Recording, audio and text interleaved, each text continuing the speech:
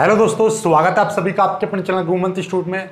आज की ये वीडियो 12th क्लास की फिजिक्स की वीडियो रहेगी और फिजिक्स में आपका लेसन 7 चल रहा था, अध्याय 7, जिसका हमने प्रत्यावर्ती धारा, ये चैप्टर का नाम है। इसका भाग 1 हमने अपलोड कर दिया था। आज ये भाग 2, इसमें आज के टॉपिक रहेंगे मुख्य रूप से प्रत्यावर्ती धारा का औसत मान। प्रत्यावर्ती धारा का औसत मान आधे चक्र के लिए, पूर्ण चक्र के लिए, फिर बात करेंगे प्रत्यावर्ती धारा के वर्ग माध्य मूल मान की, फिर और आगे की बात करेंगे उसकी शक्ति, शक्ति क्षय, शक्ति गुणांक, ये सब टॉपिक आज क्लियर करने वाले हैं। तो सबसे पहला हम टॉपिक लेते हैं, सबसे पहला टॉपिक यानी प्रत्यावर्ती धारा का औसत मान या माध्य मान। क्या करेंगे आज? प्रत्यावर्ती धारा का औसत मान, या बोलेंगे इसको माध्य मान। क्लियर है? यानी कि mean value of alternative current, mean value यानी कि average value of alternative current या मीन वैल्यू, माध्य मान। अभी क्या होता है, कुछ बच्चे वीडियो को प्ले करेंगे तुरंत, उसके बाद में थोड़ा देखेंगे, समझ में नहीं आया, चलो समझ में तो तब आएगा जब प्रत्येक कंसेप्ट को आप क्लियर करोगे। भाई मुझे इतना पता है कि जो बच्चे पढ़ रहे हैं, वास्तव में जो पढ़ना चाहते हैं, जो अच्छे परसेंट चाहते हैं बोर्ड में, वो तो बिना स्किप कर रहे हुए देखते हैं वीडियो को। पर कुछ होते हैं हमारा टाइप के बच्चे जो ये करी वो करे और तुरंत अनलाइक किया और चल रहे। ठीक है, जो बच्चे नए हैं उनको मैं बता दूँ, आपसे ये नहीं कह रहा कि चैनल को सब्सक्राइब करो, मैं ये भी नहीं कह रहा कि वीडियो को लाइक करो, पर मैं ये कह रहा हूँ कि आप वीडियो को पूरा देखो और देखने के बाद जो आपका मन करे कि हाँ ये वीडियो में मेरे को कुछ सीखने को मिला, तो लाइक भी करना, चैनल को सब्सक्राइब भी करना। यदि आपको लगे कि सर ये तो बेकार की बात रही, हमारा टाइम ख़राब हो गया, तो भैया अनलाइक कर देना, वो आपकी इच्छा है, लेकिन करना वीडियो को देखने के बाद, अभी कुछ मत करो। ठीक है, चलिएगा, आपका प्रत्यावर्ती धारा का औसत मान निकालेंगे हम। औसत मान निकालने के लिए हम ये क्या, प्रत्यावर्ती धारा कैसे चलती है आप जानते हो। ये है, ये प्रत्यावर्ती धारा इस तरीके से चलती है, जितनी ऊपर होती है उतनी नीचे, हमने इससे पहले वाली वीडियो में बता दिया था। ये जितना ऊपर जाती है उतना ही ये नीचे की ओर जाती है, और यहाँ से यहाँ तक ये 0 होता है, और यहाँ तक का जो होता है ये एक चक्र होता है। यहाँ से यहाँ तक का क्या कहलाता है? ये एक चक्र कहलाता है, एक चक्र, या बोलेंगे हम इसको एक पूर्ण चक्र, या इसको एक साइकिल, एक साइकिल। ठीक है, अब आपका देखना जरा, यदि मैं कह रहा हूं कि यदि ये वाला मान आपका यहाँ पे, ये वाली वैल्यू मान लीजिए 15 है, तो ये वाली वैल्यू -15 होगी, और 15 और 15 दोनों को जोड़ के उतने समय का भाग कर दें कि मान लीजिए औसत कैसे निकलता है भैया। यदि हम बात करें वैसी चीज़ की, कोई वैल्यू होती है तो कुल दूरी बट्टे कुल समय, इस तरीके से निकाल देते हैं, कुल चाल निकालते हैं, कुल दूरी बट्टे कुल समय, ऐसे निकलता है औसत। वही चीज़ यदि ये धारा है तो कुल धारा, यानी यहाँ से चली यहाँ तक कितना मान प्राप्त किया, कुल धारा का मान बट्टे कुल समय कर देंगे, तो इसका क्या औसत मान निकल जाएगा। ठीक इसी कंसेप्ट को हम यूज करते हुए इसका देखना जरा, भाई 15 ऊपर प्लस की गई और 15 नीचे गई माइनस की, तो कितना हो गया भाई, 15 और 15 तो 0 हो गया, भाई ऊपर प्लस का 15 नीचे माइनस का 15। इसीलिए हम कहते हैं कि एक पूर्ण साइकिल के लिए प्रत्यावर्ती धारा का मान 0 होता है। क्या? एक पूर्ण चक्र के लिए, पूर्ण चक्र या एक साइकिल के लिए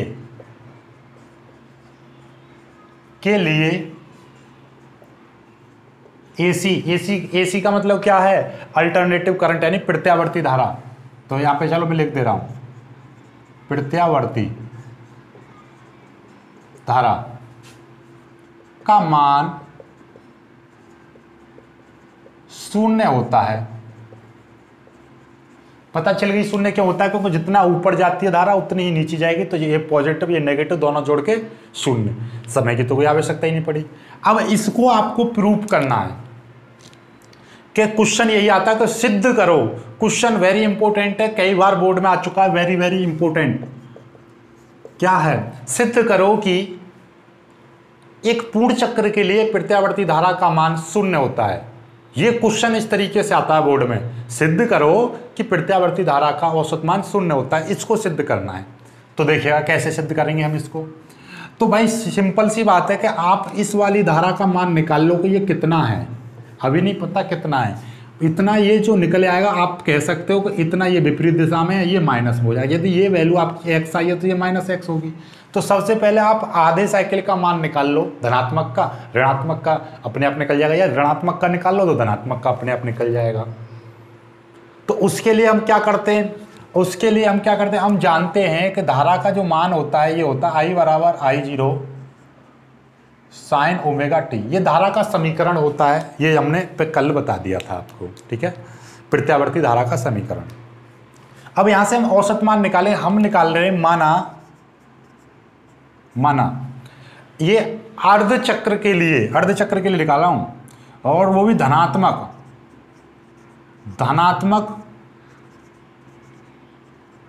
अर्ध चक्र के लिए, धनात्मक अर्ध चक्र के लिए औसत मान, तो वो हमने मान लिया आई एम, ठीक है, आई एम यानी मीन वैल्यू ऑफ करंट यानी आई, ठीक है।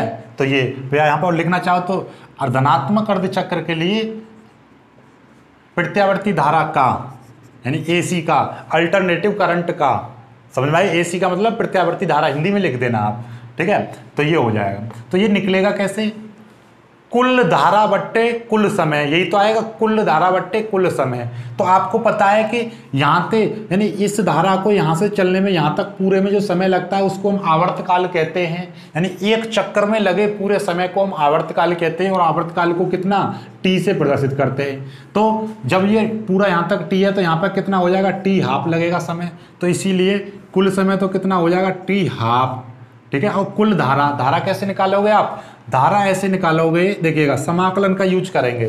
जो बायोलॉजी वाले स्टूडेंट हैं और मैथ वाले तो समझ जाएंगे, लेकिन मैथ वाले अभी भी नहीं समझ पाएंगे। क्यों? क्योंकि मैथ वालों ने अभी समाकलन नहीं किया है, क्योंकि मैथ वालों का तो अभी अवकलन चल रहा है। अब हम भी पढ़ा रहे तो अभी अवकलन, अब समाकलन स्टार्ट होगा कुछ दिनों बाद। तो अब तो बायोलॉजी वाले और मैथ वाले दोनों एक ही कैटेगरी में आ गए, क्योंकि अभी 12th वालों ने समाकलन पढ़ा नहीं है और बायोलॉजी पढ़ते नहीं है, तो दोनों बराबर हो गए। अब दोनों बराबर हो गए तो दोनों को बिल्कुल जीरो से समझाऊंगा, तो बहुत प्यार से समझना।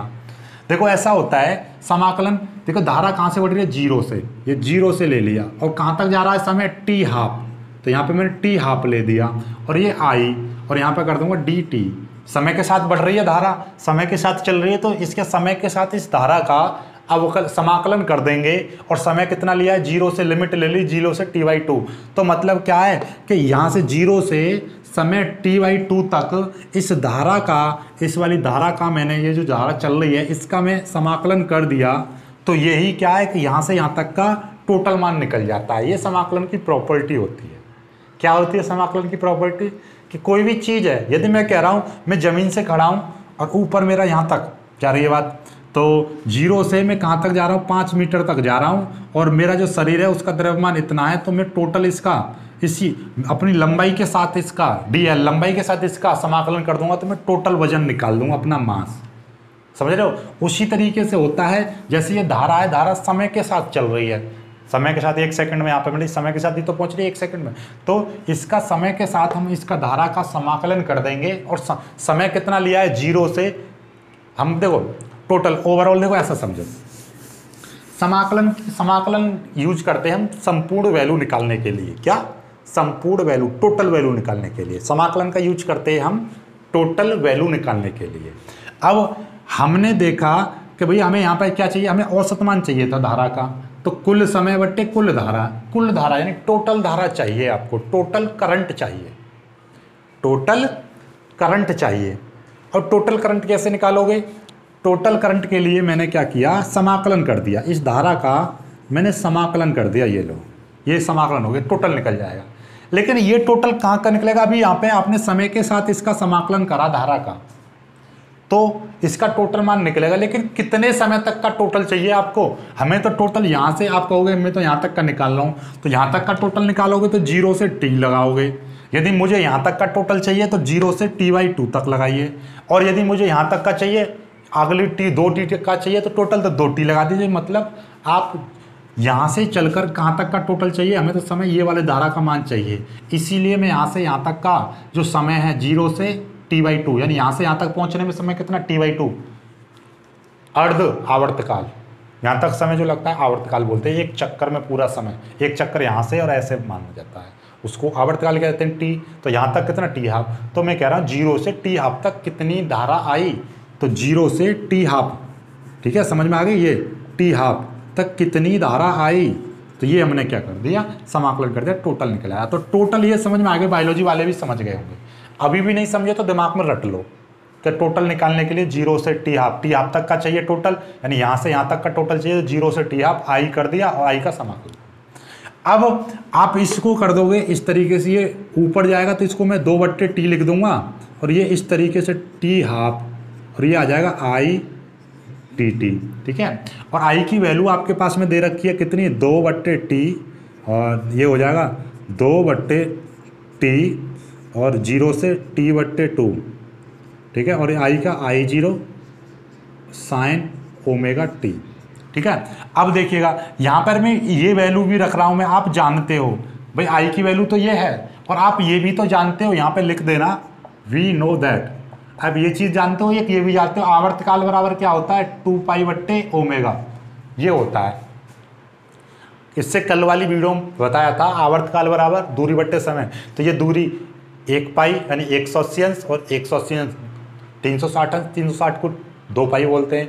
और यहाँ से इसकी चाल कितनी होती है, वो तरंग की चाल, यानी कि ये ऐसे चल रही है तरंग, तो इसका ओमेगा वेलोसिटी से चल रही है धारा, तो ये तो दूरी बट्टे समय, सॉरी समय बराबर दूरी बट्टे चाल, तो दूरी 2π और ये 40 की ओमेगा हो गई। तो ओवरऑल इतना ज़्यादा मत सोचो, पुरानी वाली वीडियो आपने देखी है और आपको पता है कि आवर्तकाल बराबर 2π/ω होता है। तो मैं ये तो 2 है, इस पाई की जगह टी की जगह पर कितना 2π/ω रख दूंगा। ऐसे ही ये देखिएगा टी ये है, तो इस टी की जगह पर कितना 2π/ω रखूँगा, और ये यहाँ पे क्या है 2 है, तो ये कितना आ जाएगा 2π/2ω आ जाएगा, 2 से 2 कट जाएगा, तो ये कितना आ जाएगा π/ω आ जाएगा। तो मैं डायरेक्ट लिख दूँ, तो ये डायरेक्ट नहीं लिख रहा क्योंकि आपको फिर कन्फ्यूजन होगी, तो टी की जगह पर 2π/ω और फिर /2 लिख दे रहा हूँ मैं, ठीक है। ये आपको थोड़ा सा और ऐसे लिख दे रहा हूँ, यहाँ पर ज़्यादा समझ में आएगा, 0 और ये 2π/ω, ये इसकी वैल्यू टी की वैल्यू, और ये 2 नीचे है, ये 2, और ये I0 sin ω/t, और ये dt। यहाँ तक कोई दिक्कत नहीं होनी चाहिए आपको। ये 2 से ये 2 कट जाएगा, ओमेगा ऊपर चला जाएगा, तो क्या हो जाएगा ω/π, 0 से ये 2 से 2 कट जाएगा, तो कितना बचेगा π/ω बचेगा, और ये कितना हो जाएगा आपका I0, ये है sin ω/t। यहाँ तक समझ में आ गया, ये अभी IM चल रहा है, ठीक है। अब आपका यहाँ से समाकलन करना रह जाता है, अब समाकलन करना सीखो। ये मैं मिटा दे रहा हूँ और यहाँ पर ये भी मिटा दे रहा हूँ। कुछ समाकलन की प्रॉपर्टी समझ लो। देखिएगा, देखो बायोलॉजी वालों को मैं समाकलन करना सिखाऊंगा नहीं, ठीक है, बस आपको कंसेप्ट सिखा दूंगा। ऐसे ही मैथ वालों को, अभी तो मैथ वालों भी अभी ये समझ लो बायोलॉजी वाले जैसे ही हैं, उनको कुछ नहीं पता। तो आप सिंपल सा याद रखिए एक फंडा, कि किसी भी, यदि मैं कोई भी कांस्टेंट दे रखा है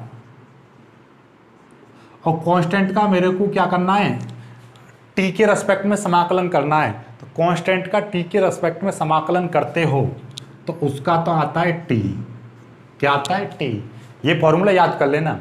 और यदि किसी, जैसे मान लीजिए साइन है, साइन और सी टी लिख रहा है, सी यहाँ पर क्या है, कोई कांस्टेंट है, साइन कोई कांस्टेंट टी लिख रहा है, और इसका आपको समाकलन करना पड़े तो कैसे करोगे? साइन का क्या होता है, अवकलन तो साइन का कॉस होता है, लेकिन साइन का समाकलन माइनस कॉस होता है। क्या होता है? माइनस कॉस सी टी हो जाएगा, और बट्टे जितना भी कांस्टेंट है वो नीचे आ जाता है। क्या आ जाता है? कांस्टेंट नीचे आ जाता है। ठीक है। अब ऐसे ही आपका कॉस का और कर लीजिए, कॉस सी टी का क्या होगा, और इसका डी टी करना है, तो कॉस का क्या होता है? साइन होता है, तो सिंपली साइन सी टी बट्टे सी, ये इसका होता है। क्या होता है? ये चीज़। ये हैं आपके तीन फॉर्मूले याद कर लिए तो आपके पूरी फिजिक्स का सार समझ में आ जाएगा।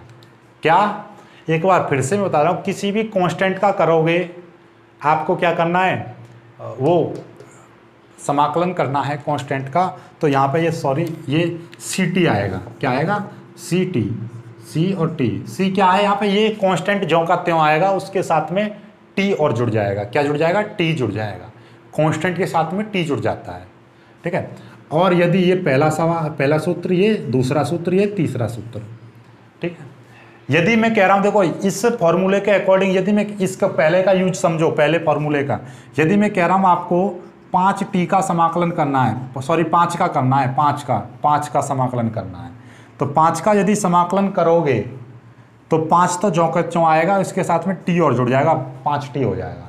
और यदि मैं यहाँ से आपका 10t का समाकलन करवाऊँ, सॉरी 10 का समाकलन करवाऊँ t के रेस्पेक्ट में, तो क्या हो जाएगा, 10t हो जाएगा, ठीक है। और यदि मैं यहाँ से केवल 1 का करवाऊँ तो क्या आ जाएगा, केवल t आ जाएगा, क्योंकि एक t आ जाएगा।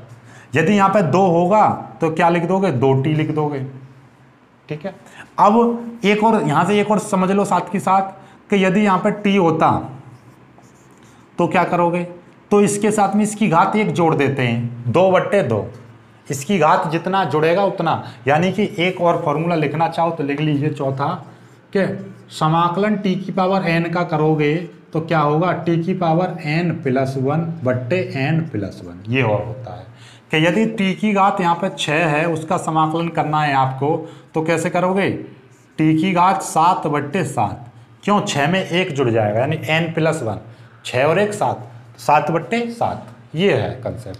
तो एक फार्मूला यूज आ गया, ये भी यूज करना आ गया। इसका यूज करना और सीखो कि यदि लिखा हुआ है आपका समाकलन करना है sin 5t का, आपको समाकलन करना है, तो कैसे करोगे, हमने क्या बताया, साइन का माइनस कॉस सी टी, तो माइनस कॉस सी टी, सी की जगह पे कितना है, कांस्टेंट यहाँ पे कितना 5 है, तो 5 तो ज्यों का त्यों आएगा, उसके साथ टी भी आएगा बट्टे, और नीचे सी आ जाएगा, तो मतलब नीचे कितना है, ये 5 आ जाएगा।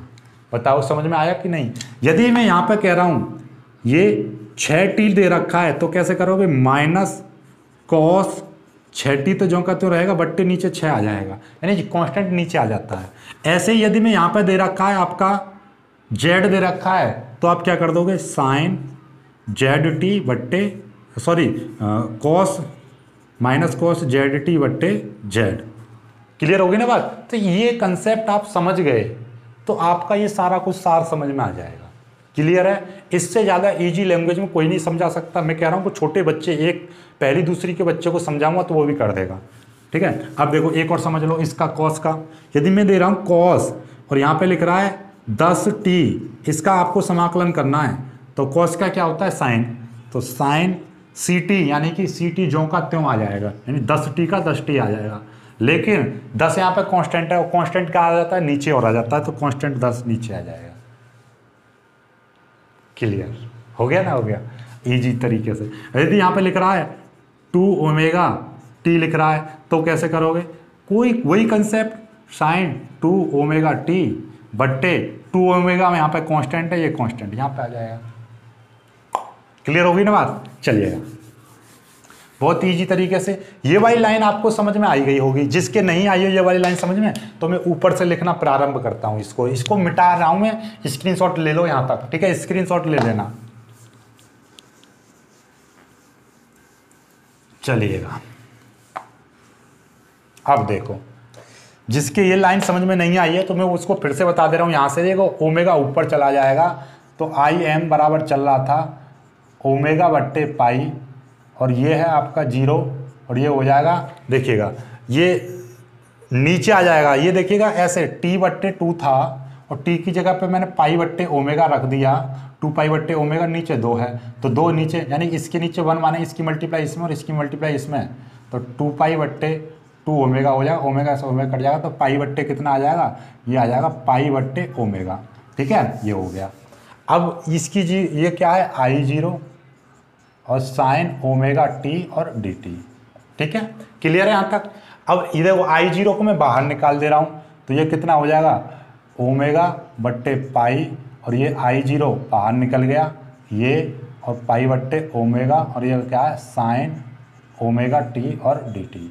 अब इसका समाकलन करना है आपको। देखो अभी मैंने सिखाया था आपको, क्या सिखाया, बहुत ही प्यारी प्यारी भाषा में सिखाया है मैंने, क्या कि जब भी ये साइन का है, साइन का साइन सी टी, सी की जगह पे ओमेगा है, ओमेगा को तो दिमाग में रखो, साइन का क्या होता है माइनस कॉस होता है, तो माइनस कॉस सी टी यानी कि ओमेगा टी बट्टे नीचे सी आ जाता है कांस्टेंट, कांस्टेंट यहाँ पे क्या है ओमेगा है कांस्टेंट, तो ओमेगा नीचे आ जाएगा।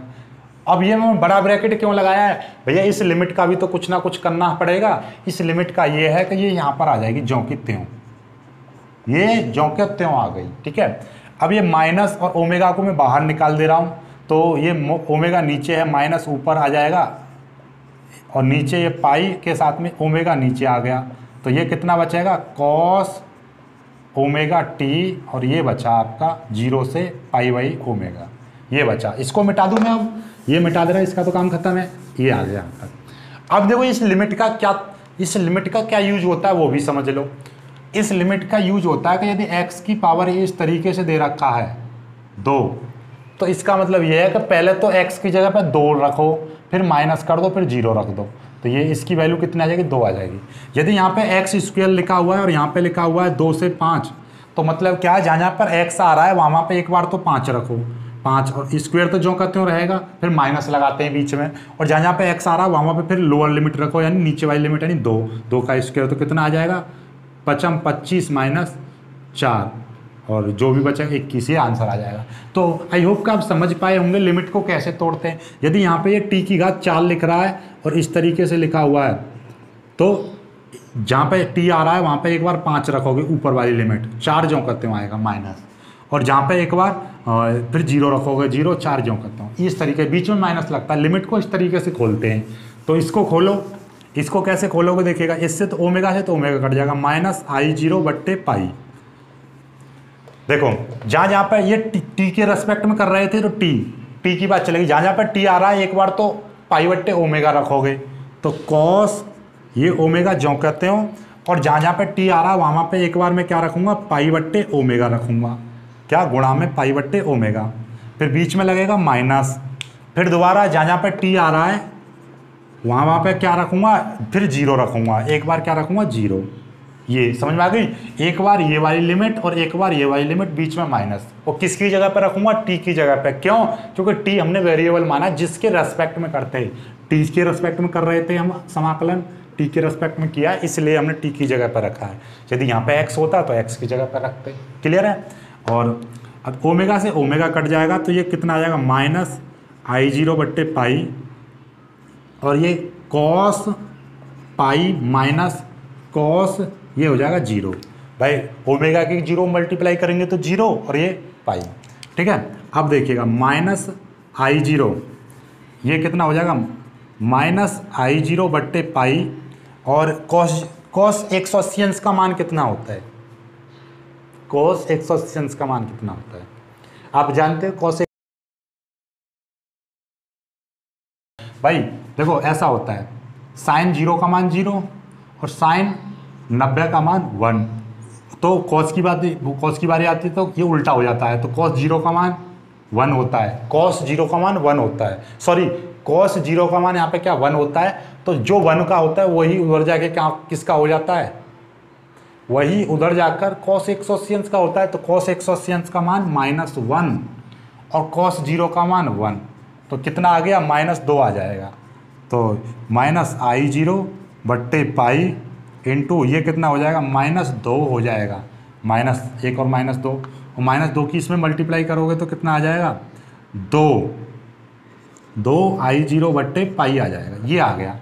और पाई यहाँ पे 180 अंश मत रख देना, क्योंकि पाई यहाँ पे अब कांस्टेंट वैल्यू का काम कर रही है, तो पाई की वैल्यू कितनी आएगी देखिएगा, IM बराबर, यहाँ से यहाँ पे लिख दे रहा हूँ, IM बराबर आ गया 2I0 बट्टे पाई है, और पाई की जगह पे लिख देंगे हम 22 बट्टे 7, 7 ऊपर चला जाएगा, 14I0 बट्टे 22, और इसको काट दोगे तो 2 सत्ते 14, 7 बट्टे 11 इतना आ जाएगा, और इसको इसमें भाग करेंगे तो कितना आ जाएगा IM, तो 7 में आप 11 का भाग कर दीजिए, तो ना जाने कि 0 पॉइंट लगाएंगे 0 और 11 छिक्के 66 बचेंगे कितने 4 बचेंगे, फिर 11 तिया 33 और 0.633 0.636 आएगा, कितना आएगा देखिएगा, यहाँ पे 0 बचेगा तो 636 आ जाएगा, इतना I0 आ गया।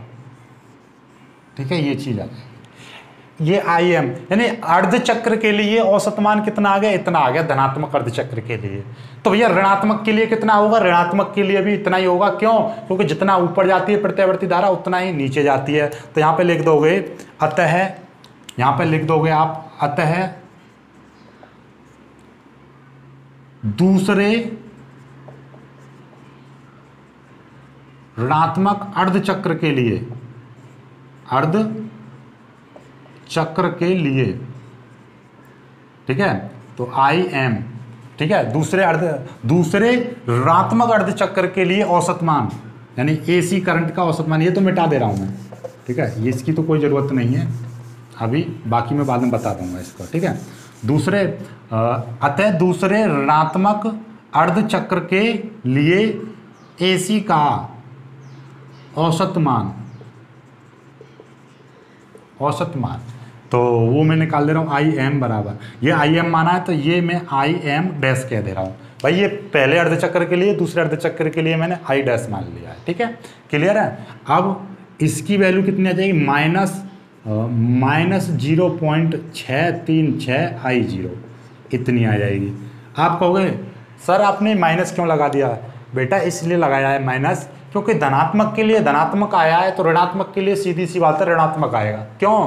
क्योंकि ऋणात्मक के लिए हम धारा का जो मान है वो -I0 sin ओमेगा t लेंगे। बाकी सारा कंसेप्ट यही रहेगा, बस माइनस इसमें बाहर बाहर बाहर बाहर चलता रहेगा तो माइनस आ जाएगा, सिंपल है। ठीक है ये चीज़। तो जब ये अर्धचक्र के लिए, ये धनात्मक अर्धचक्र के लिए और ऋणात्मक अर्धचक्र के लिए तो मतलब आधे चक्र के लिए ये मान है और दूसरे आधे चक्र के लिए ये है, तो टोटल पूर्ण चक्र के लिए कितना हो जाएगा? अतः आप लिख दोगे अतः अर्ध चक्र के लिए यानी संपूर्ण चक्र के यानी पूर्ण चक्र के लिए, पूर्ण चक्र के लिए AC का औसत मान बराबर 0। क्यों 0 हो गया? क्योंकि ये पॉजिटिव, चलो लिखना चाहो तो लिख दो, ये 0.636 I0 माइनस 0.636 I0, टोटल कितना आ गया? 0। ठीक है, तो ये आ गया 0। इसीलिए हम यहाँ तक क्लियर हो गया, यहाँ तक क्लियर हो गया है। तो जिनको नहीं क्लियर हुआ तो वीडियो को पीछे करना, फिर से देखना, फिर यहाँ से आगे की कुछ चीज़ें बताता हूँ इंपॉर्टेंट। देखिएगा, ऐसा होता है कि ये जो आया है मान, तो धारा का एक चक्र के लिए जो औसत मान होता है वो 0 होता है। धारा का एक पूर्ण चक्र के लिए औसत वैल्यू कितनी होती है? औसत वैल्यू 0 होती है। यहां तक क्लियर हो गया। यहां के बाद एक छोटी सी बात कि जो चल कुंडली धारामापी होता है, चल कुंडली धारामापी में जब हम प्रत्यावर्ती धारा प्रवाहित करते हैं तो उसकी जो सुई होती है उस पर कोई विक्षेप नहीं आता। मतलब ये कि ये मिटा दे रहा हूं, अब तो स्क्रीनशॉट ले लेना। ठीक है, जिसको कुछ भी दिक्कत डाउट वगैरह आए वो वीडियो को पीछे करना और फिर से देखना, और फिर भी नहीं आए समझ में तो कमेंट कर देना, आपको हम लाइव में बता देंगे, लाइव में पूछ लेना। ठीक है, लेकिन इतना प्यार से समझाया है कि आपको अब किसी की आवश्यकता नहीं है, कोई डाउट रहेगा ही नहीं। देखिएगा, आपको मैं बता दूं, जैसे ये चल कुंडली धारा मापी है, उसका सुई ऐसे 0 पर है और इसमें हमने क्या करी, प्रत्यावर्ती धारा प्रवाहित करेंगे ना तो भी इसमें कोई विक्षेप नहीं होता, सुई 0 पर ही रहती है। क्यों? क्योंकि प्रत्यावर्ती धारा का एक पूर्ण चक्र के लिए जो औसत मान होता है वो कितना होता है? 0 होता है। तो आप कहोगे सर इसमें 0 का मतलब कि इसमें धारा बह ही नहीं रही। धारा बहती है, तो बहती है तो फिर ये हिलती क्यों नहीं है? तो बच्चे इसका कारण ये है कि इसकी जो प्रत्यावर्ती जो धारा होती है इस तरीके से चलती है। तो ये धनात्मक अर्धचक्र तो इसको इधर दिशा में फोर्स लगाएगा और तुरंत उसी समय उसी क्षण इसका ऋणात्मक जो चक्र है वो इस सुई को इधर की ओर खींचता है। तो मतलब क्या है भैया, धनात्मक की प्रबलता उतनी, यानी कोई एक व्यक्ति है, दो व्यक्ति हैं और एक 10 न्यूटन के बल से इधर की ओर खींचे इसे और एक 10 न्यूटन के बल से इधर की ओर खींचे, तो क्या होगा, ये रस्सी की गांठ इधर जाएगी या इधर जाएगी? आप कहोगे सर ये कहीं नहीं जाएगी, ऐसे ही रुकी रहेगी। क्यों? क्योंकि इस पर दोनों फोर्स बराबर लग रहे हैं। ठीक उसी प्रकार से धनात्मक अर्धचक्र इस पर इधर की ओर फोर्स लगाता है सुई पर दाईं ओर, और ऋणात्मक बाईं ओर लगाता है, तो इसीलिए इस पर जो फोर्स हैं वो बराबर हो जाते हैं और ये सुई हिलती नहीं है और अपने जड़त्व के कारण ये सुई बिल्कुल अपनी स्थिर अवस्था में दिखाई देती है। वास्तव में जब हम इसको और सूक्ष्मता से देखेंगे तो इस पर एक झटका तो इधर की ओर लगता है, तुरंत उसी क्षण मान लीजिए भाई ये इतनी तीव्र गति से चल रही होती है तो 1 सेकंड में 50 बार, 1 सेकंड में आपको बताया था ना 50 नहीं 100 बार, 1 सेकंड में 100 बार तो बल्ब जलता है, जलेगा, और 100 बार ही बल्ब बुझता है, तो वो हमारी आंखों से दिखाई नहीं दे रहा। लेकिन कोई भी बल्ब जो जल रहा है वो AC करंट से जल रहा है तो 50 बार तो जल रहा है, 100 बार तो जल रहा है और 100 बार बुझ रहा है 1 सेकंड में, 100 बार जल रहा है, 100 बार मतलब ऐसे कर रहा है। ठीक है, तो वही चीज़, तो ये क्रिया इतनी तेज होती है तो पता ही नहीं चलता है कि ये इधर की ओर धक्का लगा और इधर की ओर धक्का लगा, तो वो मतलब ऐसे करके मतलब ऐसे करके हिल रही है, मतलब इधर भी जा रही है इधर भी जा रही है। 1 सेकंड में 100 बार होगा तो ये तुम्हें हिलती नहीं, बिल्कुल एक जगह महसूस होगी कि जैसे ये है। ठीक है, मैं इस पर फोर्स लगा रहा हूँ इधर इधर इधर इधर ऐसे करके, तो मतलब वो एक जगह स्थिर दिखाई देती है। ठीक है, तो ये हो गया। अब बात आते हैं अपना नेक्स्ट टॉपिक, बहुत ही महत्वपूर्ण टॉपिक है वो भी। ठीक है, वो है आपका प्रत्यावर्ती धारा का वर्ग माध्य मूल मान। क्या है? प्रत्यावर्ती धारा का वर्ग माध्य मूल मान। प्रत्यावर्ती धारा का वर्ग माध्य मूल मान, यानी कि इसको बोलते हैं हम root mean square value of alternative current. क्या? Root mean square value of alternative current. ठीक है, तो ये चीज है। तो मतलब क्या है, प्रत्यावर्ती धारा का वर्ग माध्य मूल मान निकालना है। जैसे कि नाम से ही पता चल रहा है वर्ग माध्य मूल मान, तो देखिएगा ये है आपका प्रत्यावर्ती धारा, मान लीजिए ये है, तो इसका क्या है वर्ग, वर्ग का मतलब स्क्वायर, और माध्य, माध्य का मतलब होता है औसत मान। ठीक है, कभी तुमने 10वीं में पढ़ा होगा, मैथ जब पढ़ते थे कि x का मतलब समांतर माध्य निकालो, x का माध्य को हम इससे x बार से प्रदर्शित करते थे। जिनको नहीं पता उनको मैं बता दूं, जिस संख्या के ऊपर बार लग जाइए इसको बोलते हैं बार। इसका मतलब क्या है कि ये x का औसत मान है। यदि मैं कह रहा हूँ I के ऊपर बार लग गया तो ये धारा का औसत मान है। यदि मैं y के ऊपर बार लगा दूं तो ये y का औसत मान है। ठीक है, तो इसी तरीके से ये बार, तो माध्य, माध्य का मतलब औसत, माध्य के मूल, मूल का मतलब वर्गमूल, ये इसको बोलते हैं हम धारा का वर्ग माध्य मूल मान। इसको हम IRMS से प्रदर्शित करते हैं, IRMS, root mean square value. समझ में आई बात? क्या? देखो, प्रत्यावर्ती धारा के वर्ग के औसत मान के वर्गमूल को प्रत्यावर्ती धारा का वर्ग माध्य मूल मान कहते हैं। क्या? प्रत्यावर्ती, यानी कि सीधे सीधे बोला अल्टरनेटिव करंट, प्रत्यावर्ती धारा के वर्ग के औसत मान के वर्गमूल को प्रत्यावर्ती धारा का वर्ग माध्य मूल मान कहते हैं। इसे IRMS, root mean square value से प्रदर्शित करते हैं। समझ में आ गई बात? तो देखिएगा, रूट मीन स्क्वायर वैल्यू से प्रदर्शित करते हैं। बोलते हिंदी में ऐसे कि प्रत्यावर्ती धारा I है तो इसके वर्ग के औसत मान के वर्गमूल को, वर्ग के औसत मान, देखो ये हो गया वर्ग, ये हो गया औसत मान, क्योंकि अभी बताया था मैंने ये मीन वैल्यू होती है औसत मान, और ये हो गया वर्गमूल। हो गया याद, सिंपल। प्रत्यावर्ती धारा के वर्ग के औसत मान के वर्गमूल को प्रत्यावर्ती धारा का वर्ग माध्य मूल मान कहते हैं। इसे IRMS से प्रदर्शित करते हैं। RMS का मतलब होता है root mean square value. Root का मतलब वर्गमूल, मीन का मतलब औसत, और स्क्वायर का मतलब वर्ग। तो वर्ग माध्य मीन वैल्यू, ठीक है, समझ में आ गई। औसत मान के वर्गमूल को, तो एक बार क्लियर हो गया। प्रत्यावर्ती धारा के वर्ग के औसत मान के वर्गमूल को प्रत्यावर्ती धारा का वर्ग माध्य मूल मान कहते हैं।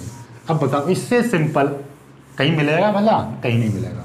अब चलो, अब इसका वही चीज आप IRMS निकालोगे, इसको समीकरण 1 मान लो, इसमें भी उसी की तरह करना है, लेकिन इसमें बहुत सिंपल तरीके से कर देंगे हम। देखो कैसे। अब मैं यहाँ पे निकाल रहा हूँ I दे रखा है, ये आप जानते हो, वी नो दैट। जब यहाँ से करना प्रारंभ करूँगा मैं, इधर 2 भागों में बांट दे रहा हूँ बोर्ड को, ठीक है। देखिएगा, आप जानते हो I बराबर आपको पता है I बराबर होता है I0 साइन ओमेगा टी, ठीक है, ये है। तो आप इसका स्क्वायर करोगे तो कितना हो जाएगा? आई स्क्वायर बराबर ये I0 का स्क्वायर, और ये कितना हो जाएगा? साइन स्क्वायर ओमेगा टी, ये हो जाएगा। यहाँ तक समझ में आ गया? स्क्वायर निकाल दिया। अब हमें इसका औसत मान चाहिए। धारा का औसत मान कैसे निकालते हो आप? आपको पता ही है कि जब हम आई स्क्वायर या स्क्वायर का औसत मान निकालेंगे, औसत मान अभी हमने इससे पहली वाली धारा का निकाला था, कैसे निकाला था? और यहाँ पे क्या है, एक पूर्ण चक्र की बात चल रही है, ये एक पूर्ण चक्र की बात चल रही है, तो थ्योरी में लिख देना एक पूर्ण चक्र के लिए, प्रत्यावर्ती धारा के एक पूर्ण चक्र के लिए। ध्यान से देखो, एक बार फिर से मैं क्लियर कर दे रहा हूं आपको, फिर बाद में कहो। प्रत्यावर्ती धारा के एक पूर्ण चक्र के लिए धारा के वर्ग के औसत मान के वर्गमूल को प्रत्यावर्ती धारा का वर्ग माध्य मूल मान कहते हैं। इसको हम IRMS से प्रदर्शित करते हैं। R का मतलब रूट, ये हो गया रूट। मीन का मतलब औसत मान, ये बार जो लगता है इसका मान औसत मान होता है। और स्क्वायर का मतलब ये वर्ग, ठीक है। एक चक्र के लिए प्रत्यावर्ती धारा के वर्ग के औसत मान के वर्गमूल को, तो आपको पता है। तो सिंपल सी बात है, नीचे कितना समय लिया जाएगा? टोटल समय t, एक चक्कर में कितना समय लगता है? आवर्तकाल के बराबर मैंने पहले ही बता रखा है कि इस तरीके से जा रहा है, एक चक्र यहाँ तक होता है ये। अब टोटल धारा कितनी होगी? 0 से t ले लेंगे, और यहाँ पे क्या ले लोगे आप? I square dt। अब बोलोगे सर आपने I स्क्वायर क्यों लिया? पहले वाले में तो I लिया था। कि बच्चा इसमें आपको क्या निकालना है? थ्योरी यही कह रही है कि प्रत्यावर्ती धारा के वर्ग के औसत मान, वर्ग के औसत मान। देखो वर्ग का ही तो औसत मान निकाल रहे हैं हम, वर्ग का ही तो औसत मान निकाल रहे हैं, इसीलिए वर्ग का औसत मान निकालना है तो वर्ग का ही करना पड़ेगा यहाँ पे। ये हो गया। और आपको पता है हुए 1/t बाहर निकाल लेंगे, ये 0 से t हो जाएगा। और यहाँ पे I की वैल्यू कितनी है? I स्क्वायर की वैल्यू I0 का स्क्वायर, और यहाँ पे क्या हो? I0 का स्क्वायर और साइन स्क्वायर ओमेगा टी, और हो जाएगा dt। यहाँ तक क्लियर हो गया। अब यहाँ से ये t की वैल्यू आप जानते हो, t बराबर होता है 2π/ओमेगा। ये वाली वैल्यू यहाँ पर रखोगे तो ये I स्क्वायर बार चल रहा है, तो I स्क्वायर बार बराबर क्या हो जाएगा? 1/2π/ओमेगा, ये 0, और ये कितना हो जाएगा? 2π/ओमेगा, और ये I0 का square sine square omega T, और ये हो जाएगा dt। क्लियर है बात? एक बार फिर से, पाई का मान t बराबर 2π/ओमेगा, तो ये रख दिया 1/2π/ओमेगा, टी की जगह पर 2π/ओमेगा, बाकी सारा कुछ same to same. I square को इधर ले आओगे तो ये कितना हो जाए? इस वाली समीकरण को अलग रखना, ये I स्क्वायर का बार बराबर, ये देखिएगा ये ओमेगा ऊपर चला जाएगा तो ओमेगा बट्टे ये हो जाएगा 2π, और ये I0 का स्क्वायर भी मैंने बाहर निकाल लिया, और ये कितना हो गया? 0 से 2π/ओमेगा। इसको मैं मिटा दे रहा हूँ, यहाँ पे लिख दूंगा IRMS, ठीक है ये। और यहाँ पे ये कितना है? साइन स्क्वायर ओमेगा टी और dt, ये चीज़ आ जाएगी। अब इसका समाकलन करना है आपको, और भैया स्क्वायर का तो समाकलन नहीं बताया था, मैंने तो केवल 3 फॉर्मूले बताए थे। इसीलिए हम यहाँ पे फॉर्मूला यूज करेंगे साइन कॉस 2 थीटा का। कॉस 2 थीटा का फॉर्मूला होता है, क्या होता है, 1 minus 2 sine square theta. Cos 2 theta बराबर होता है 1 माइनस 2 साइन स्क्वायर थीटा। ठीक है, तो ये देखिएगा इस वाली चीज को मैं इधर लेके आऊंगा तो ये वाली चीज इधर, तो देखो पहले तो ये cos 2 theta plus 2 sine square theta बराबर 1, ये आ गया। ये माइनस की चीज इधर आ गई तो प्लस क्या हो गए, और ये 2 साइन स्क्वायर थीटा बराबर 1 माइनस कॉस 2 थीटा हो जाएगा, 1 माइनस 2 थीटा। और साइन स्क्वायर थीटा की वैल्यू कितनी हो जाएगी, 1 माइनस कॉस 2 थीटा बट्टे 2, ये आ जाएगा। तो साइन स्क्वायर थीटा, ये साइन स्क्वायर थीटा आ रहा है, ये वाली वैल्यू में थीटा मान लूँ तो इसकी जगह पे क्या लिख सकता हूँ, 1 माइनस कॉस 2 थीटा बट्टे 2, ये लिख सकता हूँ। तो वही चीज़ मैं लिखने जा रहा हूँ, यहाँ पे ध्यान से देखिएगा। इसको मैं इसको ब्लू पेन से लिख रहा हूँ ताकि आपको दिक्कत ना हो समझने में। ये 2 पाई और ये आई स्क्वायर, इसको थोड़ा सा नीचे लिख रहा हूँ, ये ओमेगा I0 का स्क्वायर बट्टे 2 पाई, ये 0 2 पाई बट्टे ओमेगा, और ये साइन स्क्वायर। देखो साइन स्क्वायर थीटा, तो साइन स्क्वायर थीटा की जगह पे क्या लिखा जाएगा, 1 माइनस कॉस 2 थीटा, 2 और थीटा की जगह पे ओमेगा टी बट्टे 2, और ये है आपका डी टी, ये चीज़ आ जाएगी।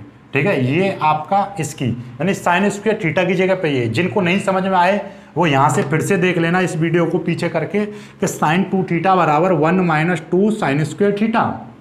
तो ये इधर आएगा प्लस का हो गया, ये 1 बचा, और ये 1 इधर जाएगा, ये साइन 2 थीटा इधर जाएगा तो ये माइनस का हो गया, और 2 नीचे चला गया बट्टे में, तो साइन स्क्वायर थीटा की वैल्यू ये आ गई। इस फॉर्मूले को ये ना याद कर पाओ तो डायरेक्ट याद कर लो, साइन स्क्वायर थीटा बराबर होता है 1 माइनस कॉस 2 थीटा बट्टे 2। ठीक है, ये इन सारे फॉर्मूले तुम्हें पता होने चाहिए, या बायोलॉजी के हो या आप मैथ के स्टूडेंट हो, ये चीज़। अब ये चीज़ आपकी ओमेगा 0 का स्क्वायर बट्टे, ये 2 में बाहर निकाल दे रहा हूँ यहाँ पे, तो ये 4 पाई हो जाएगा, 2 यहाँ पे आ गया 4 पाई, और ये देखिएगा ये 0 से 2 पाई बट्टे ओमेगा, और ये 1 माइनस कॉस 2 टी। ठीक है, ये चीज़ आ जाएगी आपकी, और ये डी टी हो गया। अब इसका समाकलन करना है, और समाकलन करना मैंने कितना इजी बताया आपको, इससे इजी कोई बता नहीं सकता है, बायोलॉजी वाले भी समझ गए होंगे। देखिएगा कैसे, ये अपना इस तरीके से रखेंगे। ठीक है, ध्यान से देखिएगा, ध्यान से देखो कैसे करेंगे हम। 1 क्या बताया था, किसी भी कांस्टेंट का यदि समाकलन करना है टी के साथ तो कैसे करोगे, किसी भी कांस्टेंट का समाकलन करना है इस टी के साथ, तो कांस्टेंट के साथ में टी जुड़ जाता है, तो कांस्टेंट 1 है, 1 के साथ में क्या जुड़ जाएगा, टी जुड़ जाएगा, तो 1 तो लिखो या मत लिखो, तो टी आ जाएगा, सिंपल सी बात है, माइनस।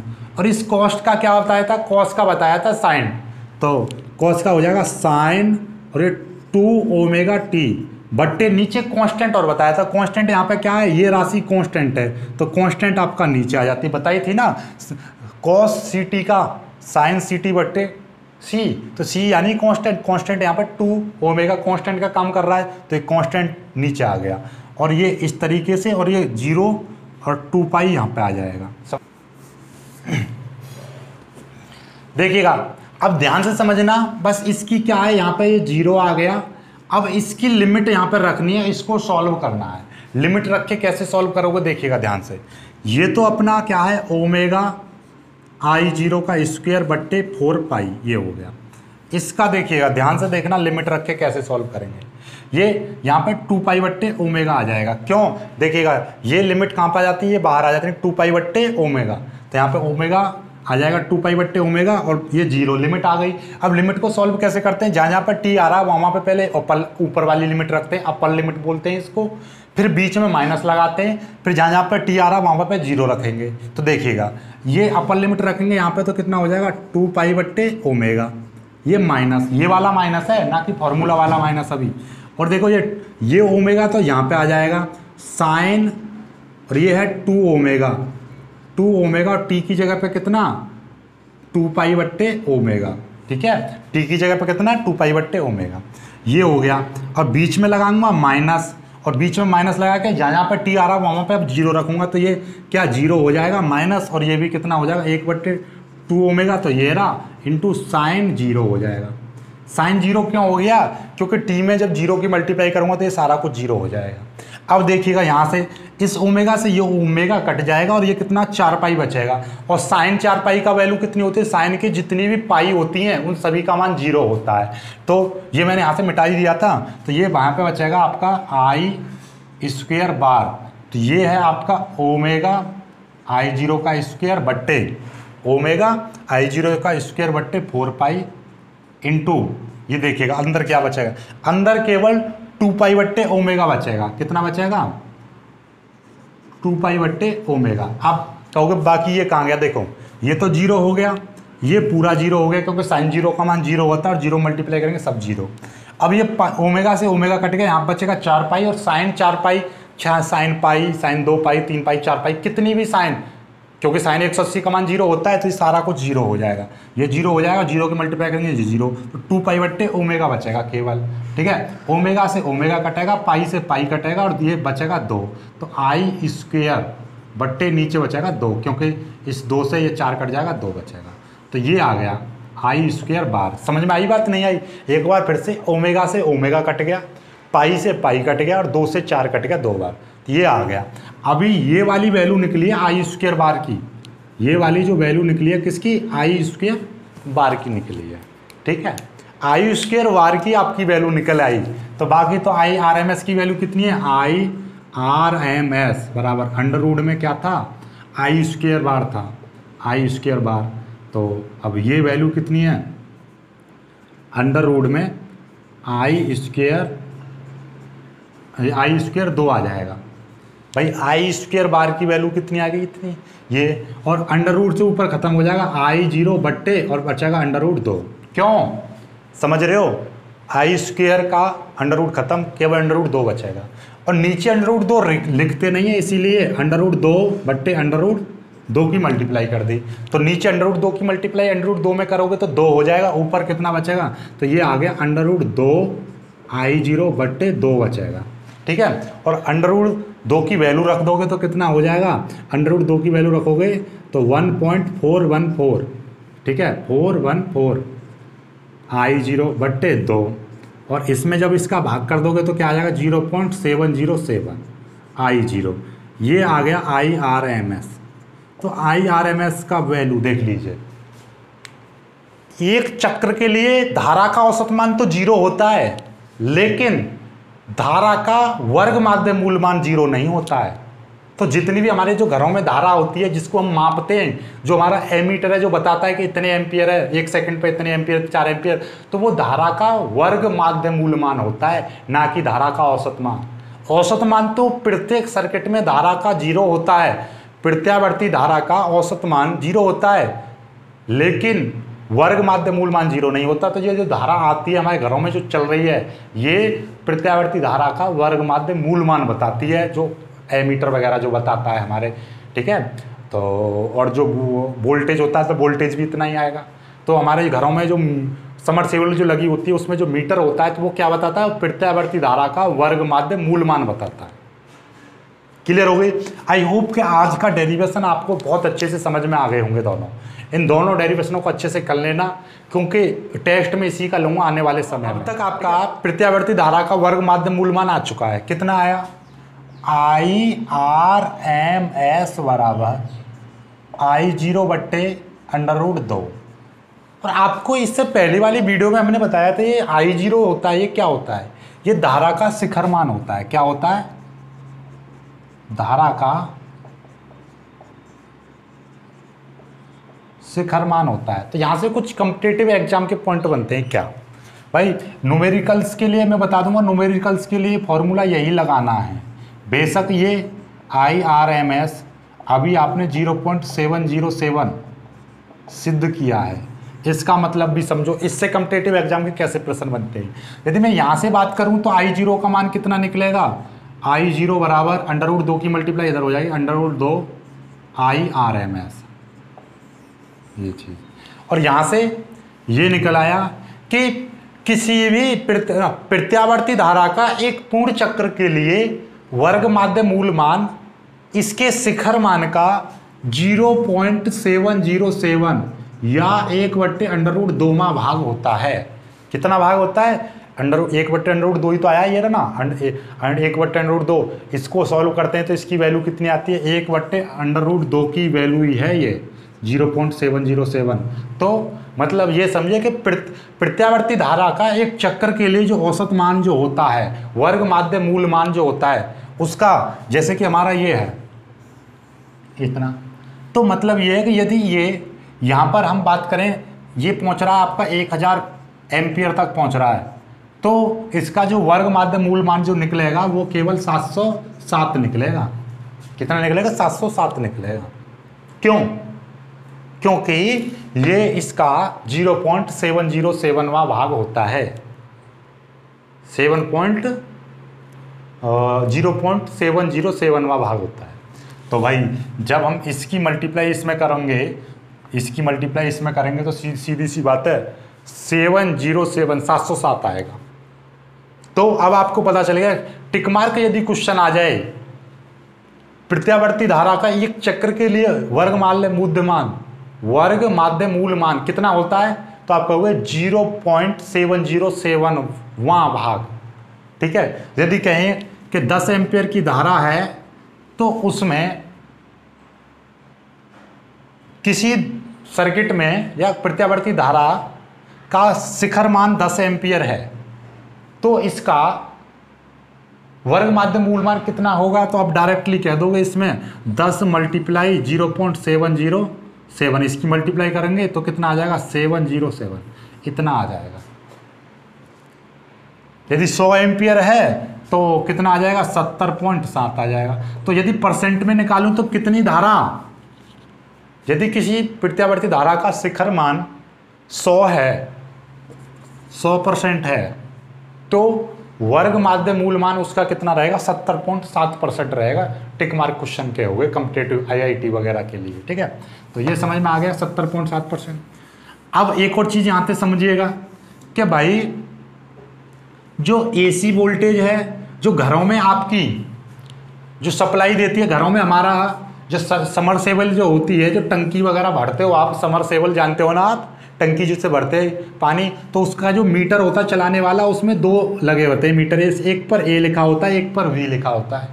A वाले का मतलब है वो एमीटर होता है जो वैद्युत धारा का मापन करता है, और ये वोल्ट मीटर होता है जो वोल्टेज का मापन करता है। क्या होता है? वोल्ट मीटर होता है।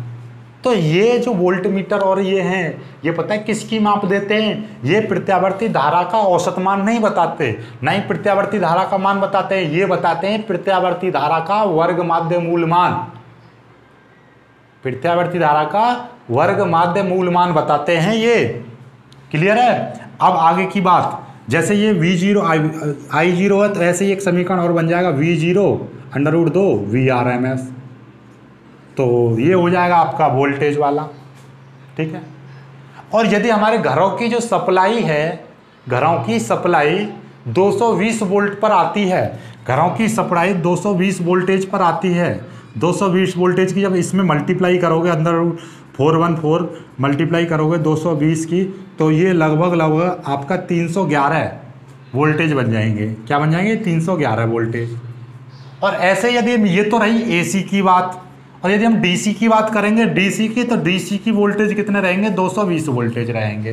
क्यों? क्योंकि प्रत्यावर्ती जो धारा होती है, प्रत्यावर्ती धारा यानी कि जो अल्टरनेटिव करंट, AC करंट जो होता है वो इस तरीके से चलेगा, हर समय घटता बढ़ता रहता है, जबकि DC करंट जो होता है वो डायरेक्ट चलता है। ये समय की लाइन है तो वो इस तरीके से डायरेक्ट जाएगा।